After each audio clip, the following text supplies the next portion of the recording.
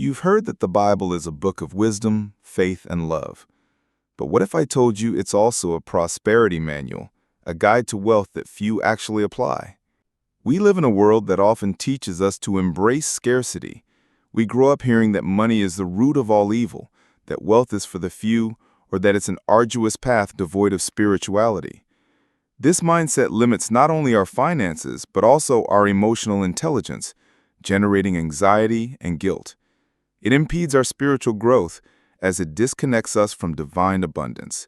And cruelly, it keeps us trapped within invisible limits, preventing us from experiencing the fullness we were promised. As the master Napoleon Hill said in his timeless Think and Grow Rich, true wealth begins in the mind. But there is a profound truth, a secret revealed in the scriptures and echoed by the greatest prosperity thinkers that can transform your financial life forever. I'll guide you through timeless biblical principles aligned with the wisdom of Napoleon Hill, showing how wealth is a divine right, achieved through an abundance mindset, discipline, and purpose-aligned action. This isn't a magic formula, but a profound re-engineering of your perspective on money and your relationship with the divine. It's about honoring the gift of abundance. And don't worry, because at the end, I'll tell you how to apply these principles today, so you can start building the prosperous life you deserve. We'll unveil the 7 fundamental strategies, interweaving the ancient wisdom of the Bible. The first strategy is to cultivate an abundance mentality. The Bible, from Genesis to Revelation, speaks of abundance, of plentiful harvests, of springs that never dry up, not of scarcity. And you know the crazy thing? No one tells you this. Most of us are programmed for scarcity from childhood, seeing lack instead of opportunity. Napoleon Hill echoes this when he speaks of the power of the mastermind and visualization. You need to see the wealth in your mind before seeing it in your hands.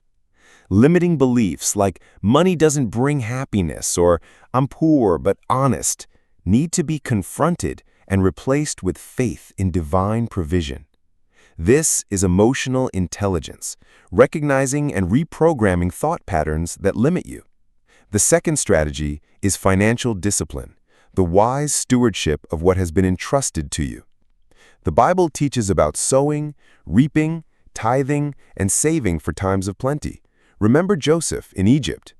Hill speaks of the importance of regular savings and spending control. It's not about denying pleasure, but about prioritizing and managing wisely. Create a budget, spend less than you earn, and invest part of what you receive. The big takeaway is, true financial freedom comes from controlling your money, not from money controlling you. This builds a solid foundation for spiritual growth, as it is an act of responsibility and gratitude. The third strategy is definite purpose. Both the Bible and Hill emphasize that lasting wealth rarely comes without a higher purpose, a burning desire. What is your calling? What problem were you made to solve? What value can you add to the world? One day, I realized that true wealth is not just monetary, but the manifestation of service, of a passion that overflows and benefits others. By aligning your pursuit of wealth with your life purpose, you activate a powerful force. This is emotional intelligence and spiritual growth, discovering and living your mission. The fourth strategy is aligned action. It's not enough to wish or pray. You must act. The Bible is replete with examples of faith manifesting through action. Hill emphasizes the importance of a detailed action plan and persistence. Don't wait for perfect conditions. Start where you are with what you have. Take the first step, however small. And the most fascinating thing is, the energy of the universe responds to your action.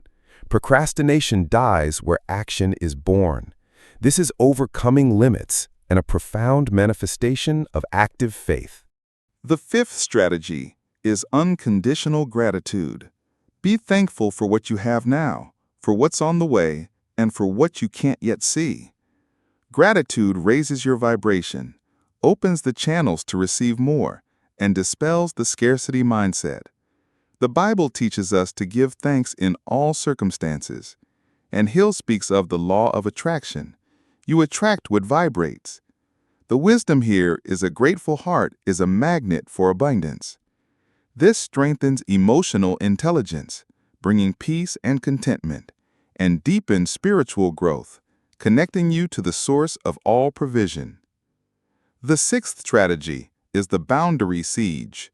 Procrastination, inaction, and scarcity are often manifestations of limiting beliefs and deep-rooted fears. Fear of failure, fear of success, fear of judgment, fear of having to change. The Bible invites us to cast out all fear. Napoleon Hill teaches us to identify and neutralize our fundamental fears. Confronting these fears and beliefs, which often stem from past experiences or social programming, is an act of courage and self-love.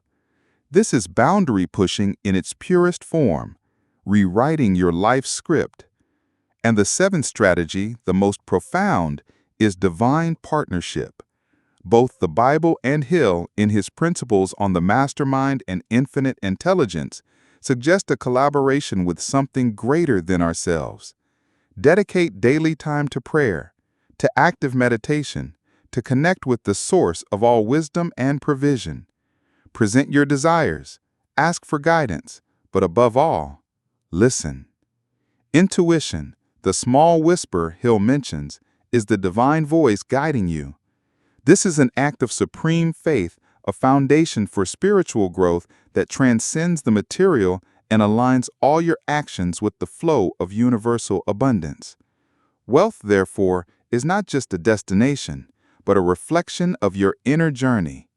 It is the blossoming of an abundant mind, a grateful heart, and a connected soul. Everything changes when you understand that wealth is not sin, it is a divine instrument for good, a testimony of your faith and your purpose. It is the manifestation of your emotional intelligence in action, your spiritual growth in evidence, and the courage to expand your limits beyond what you ever imagined. It's not about having more for yourself, but about being more to serve. May these principles, drawn from the ancient wisdom and vision of masters like Napoleon Hill, be the map to your own promised land. May you dare to believe, dare to act, and dare to receive the fullness that is rightfully yours. Now it's up to you. Choose one of these principles, start applying it today, and feel the spring of abundance flow into your life. Your prosperity, in all its forms, is waiting to manifest. If this video has ignited a new flame in you, save it and share it with those who need to discover the secret of divine wealth today. The world needs your abundance, your testimony, your light.